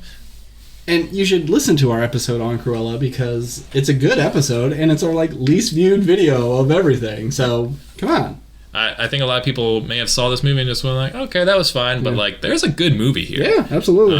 So I think when you take it away from the whole Cruella universe, you don't need to focus on the animal side of Cruella. And that since they don't really focus on it, what's the point of making this a Cruella story? It really doesn't feel like a Disney movie. I think, you're also kind of tainted with we had the live action Cinderella and Lion King and Jungle Book and all that stuff, which were all okay, but it's why'd they need to exist? This is different. This is not tied to anything really. I mean, yes, it's tied to the 101 Dalmatians and stuff, but it's barely there. And so if you haven't seen it, go watch it. Yeah, I agree. All right. Most unwanted movies of 2021, or things you are not looking forward to. Anything that is just why? So I have 3. Okay. 2 I know I'm not going to see. 1 I will, and it's going to make me sad. So the 2 honorable mentions are Minions, Rise of Gru. Let this franchise die. Yeah. How, like, I get that the Minions are, like, kind of cute, I guess. Like, I get that they, like, sell toys and stuff. But, I mean, I remember liking the first one, I think. Sure. Yeah. And then just everything afterwards just seemed like... Megamind's better. Yeah, just so uninteresting and uninspiring. Just like, and it's just like leans more and more into the Minions, where it's like the first one had like this kind of like family story, and you had a villain who like learned to be good through like raising children. Like, that's an interesting story. And then it's like, oh well, like the kids laugh at Minions, so let's make more Minion shit. And it's like, no, they're like the worst part of all those movies. And this is a 3rd Minions movie, right? It's at least the second one. I'm pretty sure it's the 3rd. But it's like Minions Rise of Gru. Isn't it kind of weird that we're getting Gru's origin story in his like spin-off movies? I just don't care. Yeah, I mean... I know this I know this movie isn't targeted for me. Yeah, not at all. But I think if I had children there, like, Daddy, take me to see the Minions movie, I'd be like, no. I'm going to show you good animated stuff. You're going to be that dad. Yeah, I'm going to, like, I want my kids to explore their own thing. If they have friends and they're like, you know, Michael's mom has taken us to see the movie for his birthday, I'd be like, okay, have fun. Cool. But I'm not sitting in that movie and watching it with you. Yeah. Or like, ask your mother. I also have that on my list. Okay. Number 2, honorable mention, Sonic 2. I saw the first Sonic movie, and there is nothing really good about it. I love Ben Schwartz. I think he's a fine Sonic, but just the blatant product placement, the unfunny jokes, the way that they sort of just the whole story I just didn't care about. I couldn't get into. Nothing about the first Sonic movie worked. It's exciting to see Tails and Knuckles in the trailer show up. That's cool. But I have no faith in this movie being any better. I think it'll probably just be on par or worse than the first one. Love Jim Carrey. Don't like him as Dr. Eggman or Dr. Robotnik, whatever. It's a shame because Jim Carrey, I think, deserves better. Give me more Truman Show-like movies, Jim Carrey. I don't need to see you do Sonic 2. Shit. And my most... Well, I'll let you go through your list, and then I don't know if we'll do a top one. Besides Minions, I also have... There's a movie, Peter Pan and Wendy. Stop making Peter Pan movies. They're generally not very good. We kind of nailed it with Hook. And everything else after that has been not that interesting. So stop it. Hocus Pocus 2. Who the fuck is asking for Hocus Pocus 2 all these years later? I know it's like popular. I don't love Hocus Pocus that much. And this is only getting made because the people who were children at that time are now adults and can, you know, scream about how amazing it is. And it's not that special. It's got its moments, but who cares? Who cares about Hocus Pocus 2? And another sequel that is coming out way too many years afterwards is Top Gun Maverick. Who cares? Besides my sister, who is obsessed with Top Gun, who cares about this movie? Tom Cruise is old. If he's not doing Mission Impossible, I don't care what he's doing. This is not a movie that needs a sequel. And it's just it's that soft reboot thing of like, well, we're going to bring back some of the original people, but we'll have a whole new cast of characters, and oh look, it's the son of the one that died, and I'm not seeing this movie. Yeah, I have never seen the original. It's not that I'm actively avoiding it. I would like to watch it just because I've seen it spoofed so many times. It just seems like something that should be seen.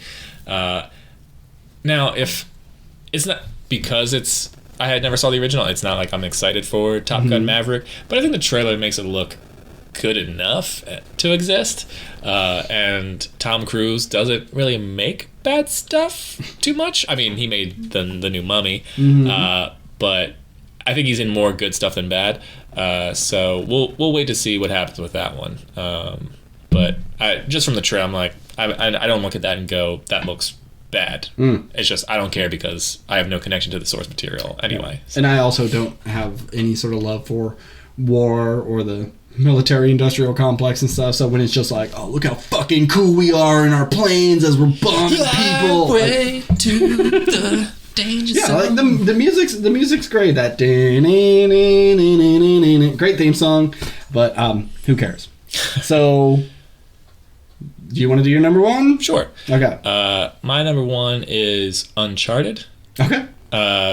Because... This isn't unwanted. People have been wanting this. But after seeing the trailer, I don't want it. Okay. It's my most unwanted because I love this game franchise. It's probably top 5 games I've ever played in my life. All of them are great. They're Indiana Jones ripoffs, but unfortunately, Indiana Jones came first and did it so well that everything just seems like a knockoff. Yep. But Uncharted is fucking awesome, and I love the characters. And you cast 2 people who I don't like as these characters, and the trailer has given everything away, and none of it looks like it's working. It just looks like, okay, we'll put 2 big stars in it, and it looks like an action movie that would have come out in the early 2000s. And I like Tom Holland, and I have nothing really against Mark Wahlberg, but I think they are miscast. I don't want to see a young Nathan Drake. I want to see full-grown Nathan Drake, who's been exploring forever. And I know Nathan Fillion's too old, and that's fine that you didn't cast him, but get someone close to that.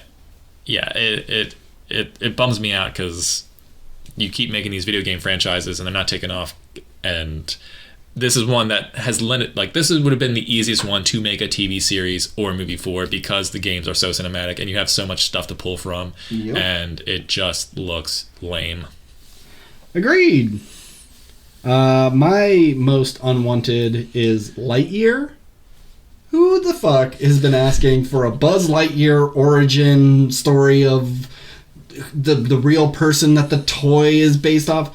I don't know why this got made. I thought we were done with Toy Story and we were just gonna let that franchise die. But I don't want to see this. I think the money machine has to keep printing, baby. Yeah. I've heard a lot of people say that they are really excited for this, but I think this looks bad. Yeah? Really ugly and bad. Oh, you think it looks ugly? Yes. That spaceman suit does not look good as a realistic spaceman suit. That is a toy suit. And it's probably just more the colors than the design, but I could not care less about this story. Yeah, I mean, I have no dog in this fight in terms of caring or not caring. I will say that if this low key slaps, I won't be surprised. I think right now you're gonna go into it hating it, but I could see it being one of those things that you see and be like, you know what, that shit was actually kind of good. Maybe. But it could also go very, very bad. I like the trailer, but if it just delves into fighting Emperor Zurg and it's just kind of cheesy, but if it tells kind of a more adult story of space exploration, and it's not just shooting things that we just send you these alien planets so we could sell toys. Yeah. I don't want to see any of that, but if it tells a good story, I think there's potential here. If it is an animated version of First Man, I'm okay with that. The struggles of getting into space and testing out new rockets and stuff. But like you said, if it's just, oh no, aliens are attacking and now I gotta be the savior of the universe, I don't care. I don't care about any of that. Okay, let's do, what do you think is going to be the highest grossing film of 2022? This is hard just because so many movies we haven't gotten trailers or posters for, and this is just speculation. But history has shown that it's either something animated or something comic book, typically. Sure. At least in the past 10 years. So both of my picks are, one is animated and one is both are superhero movies. Yeah. So either it's gonna be Spider-Man Into the Spider-Verse 2 as the highest grossing film of the year. It kind of didn't do so well. I mean, it has a fan base now, but that first one didn't make a ton of money. This is why it's this is the dark horse for me. It's it could, only because won an Oscar. It has a huge fan base, especially from the boost from Spider-Man movie. I think people are just clamoring for more Spider-Man stuff. Yeah. And I think a lot of people have, especially now, have grown to love the Spider-Verse. I think it could. And the main thing about it is that it draws in adults and kids, where the Batman, I think you're not going to get that super young audience where the Spider-Man movie is for everyone, where the Batman movie, it's the movie without a doubt I think the most people are like clamoring to see, or at least film fans and comic book fans, and just it from the trailer you're just like, I have to see this thing. It looks so fucking good. Yep. So that's my real pick for number one. Okay. The only thing that kind of made me pitch Spider-Man was because it looks so dark and intense. You're kind of losing the kid money. Okay. And kid money is essential to being number one. Often. I also have two. I think Lightyear could be one of the highest grossing films of all time because people love Toy Story, and I've been hearing such good buzz for it. Buzz. I didn't even know I did that. Nice.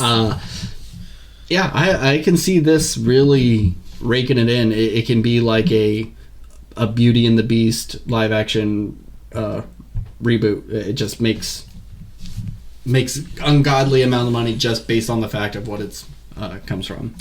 And the other one is Jurassic World 3. Did the last one do that well? No, but I think enough time has passed from the second one that people will go, I like Jurassic Park. I remember liking Jurassic World. I don't really remember that last one, but shit, dinosaurs in the real world, like walking through drive-in theaters, that's cool. And the Jurassic World, I think, was the highest grossing film of that year when it was released. So I can see it happening again. Yeah, if you ask me to describe anything that happens in the second Jurassic World movie, I don't remember anything other than there being like a super raptor at the very end. But I don't remember what happens. The volcano blows up at the beginning. They got to get dinosaurs off the island just so they could sell them at a mansion and use them as weapons. And there was a clone girl. There was a little girl that was a clone of his daughter, and he raised her as his granddaughter. Oh, yeah. Yeah. What was that for? Oh, just to prove that they could clone stuff? They could. Yeah, okay. I don't. Doesn't matter. Oof, bad movie. Don't bad care. Movie. Okay, do you want to do... Let's do... okay, so we have a bunch of comic book movies coming out. We have The Batman, Thor 4, Morbius, Black Adam, Black Panther 2, Aquaman 2, Spider-Verse 2, and The Flash. It's a lot of stuff. God, I'm hungry. I will say I wanted to put Black Panther 2 as a potential highest grossing, but there's just too much stuff going on in that movie that I think it's really going to fall to It's going to become messy. Like, if Chadwick Boseman was still alive, I think it would have a shot for sure. Oh, yeah. But now, after all this... What a jerk. Had to go off and die. You could have been making money, idiot. Cut that. But I think the best ones are going to be The Batman and Spider-Verse 2. 100%. No doubt. And the worst is going to be Morbius. Without a doubt. And Aquaman 2. I think it will not live up. And Black Panther 2 has a chance of being a real clusterfuck as well. Black Adam will be whatever. Flash will be, oh, that's cool. Look, we have multiple Flashes. We have this old Batman. But I saw Spider-Man last year, and they're just ripping off Marvel. You know that's what people are going to say. Sure. But that also can become kind of a mess. I think Thor 4 is the only other one that's like almost a surefire hit. Yeah. Yeah, I agree with everything you said. I would say that I don't care about The Flash or Black Adam at all. I would see Aquaman 2 because I kind of like the first one, even though, like you said, I do kind of expect it to not be anything great.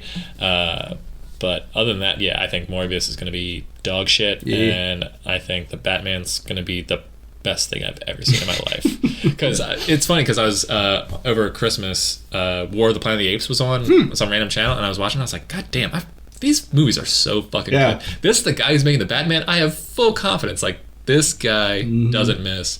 And yeah. Also, if you haven't seen the latest trilogy of Planet of the Apes, go watch that shit because it's fucking fantastic. Do you know? Did Disney? Wasn't there supposed to be a fourth one, and then Disney killed it because they bought Fox? Or do you know if that's still? I don't know.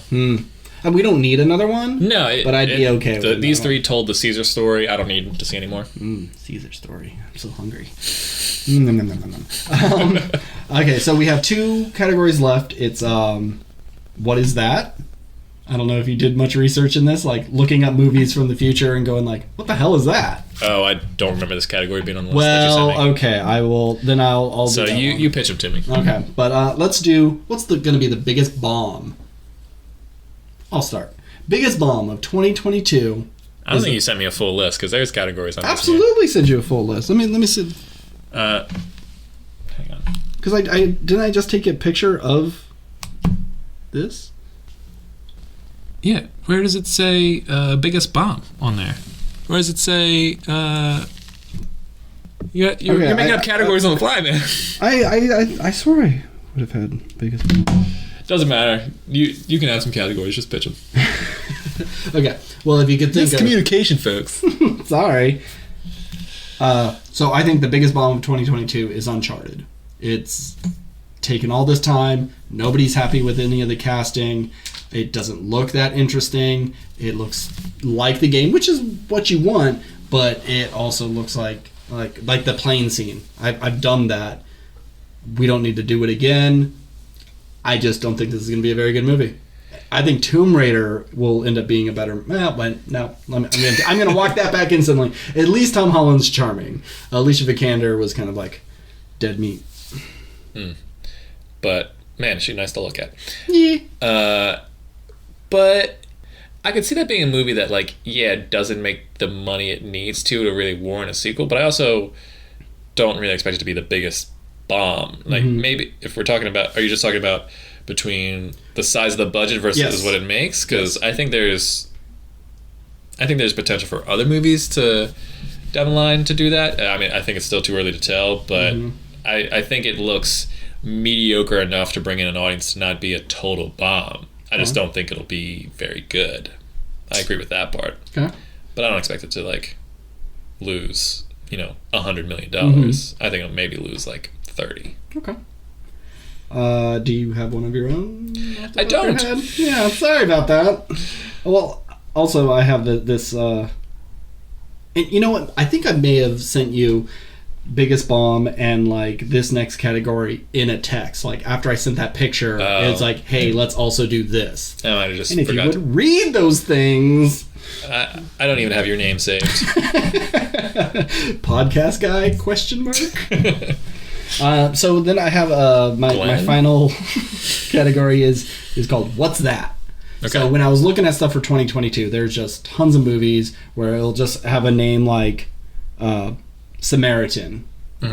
Okay, what the hell is Samaritan? No idea what that is. So I looked at a lot of movies. So here's some that I'm kind of interested in. Okay. All right, first one, Samaritan.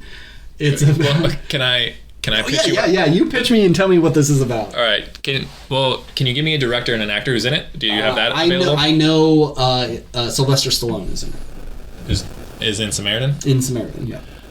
Samaritan is the story of Sylvester Stallone.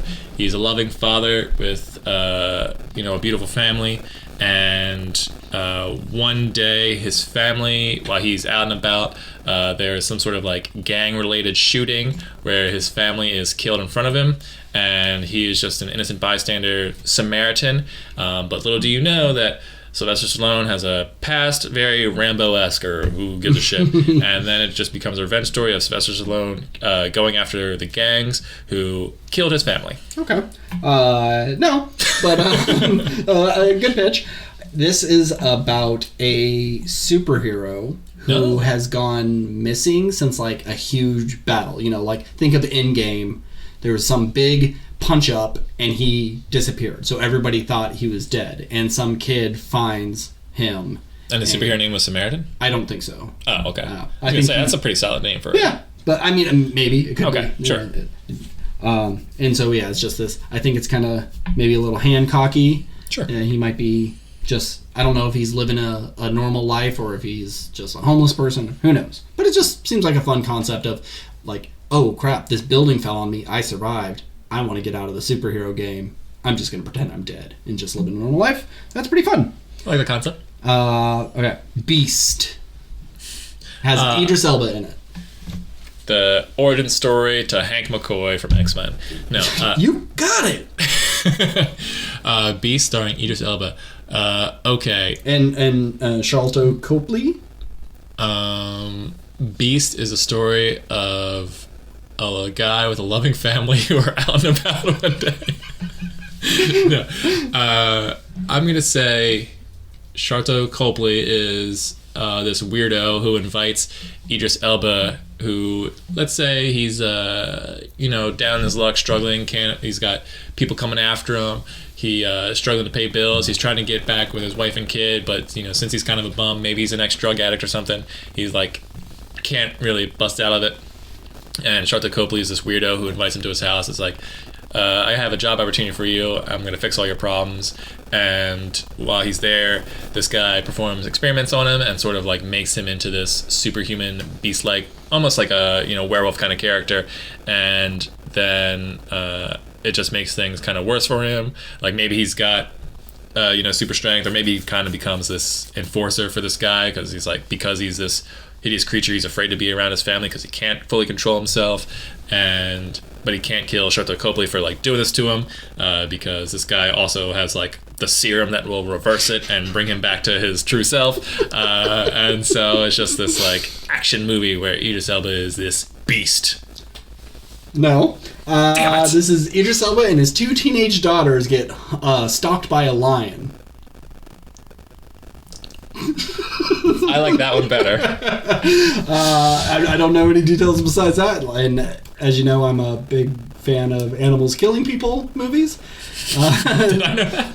Yeah, like the anacondas and the Lake Placids. And it's like, this isn't some radioactive lion or anything. I'm pretty sure it's just some rogue lion that's pissed off that they're doing a savannah sort of look at the elephants thing, and maybe they run over its cub, and it's like, ooh, I'm gonna get you. That could be fun if they make it like the bear scene in The Revenant. Cool. Yeah. If they make it like Nick Cage's Primal or that Megan Fox movie that came out that had to do with lions, I assume. Rogue. I assume all those are bad. We'll see. I mean, I like Idris Elba, so we'll see. Next one is called Secret Headquarters. You could probably guess this one, maybe a little easier. You know what? I won't. Just okay. It has Owen Wilson and Michael Pena, and that's about it. So Owen Wilson discovers a secret headquarters underneath his house that seems to have belonged to a superhero. And when he tells his friends, they start to believe that maybe his estranged father was living a double life as a superhero. I don't know if it's a serious or a comedy. I would think with Owen Wilson, it's going to be a little silly. Sure. But I could see it he's been doing some like trauma stuff lately. But put this in the vein of Sky High or whatever. I think this could be fun. Okay. I got 2 more. Distant. It's just like an asteroid miner crash lands on a harsh planet, and he has to deal with the local natives and the animals trying to kill him and stuff. I was gonna pitch a sci-fi movie, but that maybe not where I was gonna go. But okay. So my last one is I had heard of it, but I didn't think it was ever going to get made, and I didn't know it was being made. But The Unbearable Weight of Massive Talent. Do you know what this is? I do not. This is Nicolas Cage playing Nicolas Cage. He's playing himself, and he gets wrapped up, like he has money problems, and so he goes to some millionaire's birthday party just as himself, and he'll be able to settle his debts or whatever. So it's a little poke at his own real life issues. I believe. And this is based on something? No, it's just. Oh, you just heard about? Okay. No, what do you mean? I'm sorry. I misunderstood. When you were saying like. When you were like, have you heard about this? You made it sound like this was something that like... No, I think this was like a movie that had been pitched a while ago, especially like in the height of his money problems, his dinosaur skull problems, and things like that. Okay. And I just thought it was kind of like, almost like a meme or something. Like someone tweeted this and said like, wouldn't that be a funny movie? And then, hey, it's going to get made. But yeah, I can't remember who else is in... The Mandalorian. God, I'm so bad with people's names. The Mandalorian is... Reese Guzman. Pedro Pascal. Pedro Pascal. I think he's like the millionaire. Oh, and I think someone's like, this millionaire, he's actually part of some drug ring. And so the lady FBI agent is going to make you wear a wire, or you got to go do this because we're going to, get information on him. And then he gets wrapped up in some kooky adventure. Give it a Spike Jonze and do like a Being John Malkovich kind of thing. Yeah. And I'm all for it. Yeah. I think that's it. Oh. I think we hit it all. Biggest surprises, highest grossing, unwanted. Yeah. So that's our look forward and our look back. It's been a fun year. This is episode 20. Who would have thought? We did it. We can make it this far. But hey, here's to another 32 episodes so we can make a full year. Yeah. Yeah, that'll be fun. Well, we appreciate anybody who listens to this and subscribes and likes our stuff and comments on stuff. And, we got that Twitters and the Instagrams and all that. Mm-hmm. And what are they, Ben? Oh, our Twitter is at WRPL Podcast. And you could email us at wrplpodcast@gmail.com. If you just kind of do a search for WRPL Podcast or WRPL Whirlpool, something like that, you'll be able to find us on the important social media things. Hey, I even signed us up for TikTok. Oh. I took the name. I didn't want anybody to take that Nice. name. I don't see us doing any sort of dances or anything anytime soon, but I don't want to say for sure. Who knows what 2022 will bring? Probably not dances. Let's get weird. Thanks everyone again. Do we have an OnlyFans yet? Not yet. I figured we would just do feet and elbows. Sweet. I have the best elbows. Yeah, me too. Our elbows. It's a market that's like really untapped right now. Sure. Yeah. I don't know if anybody does that because I don't actually love my feet. So let's maybe focus on elbows and earlobes. Okay. So you got attached. I got like detached. Ben Dodgen's broomsticks. Yeah. Well, we have a little bit of everything for everyone. Okay, great. So once again, thank you for tuning in, and keep doing it. My name is Ben, and I'm Steve. Bye.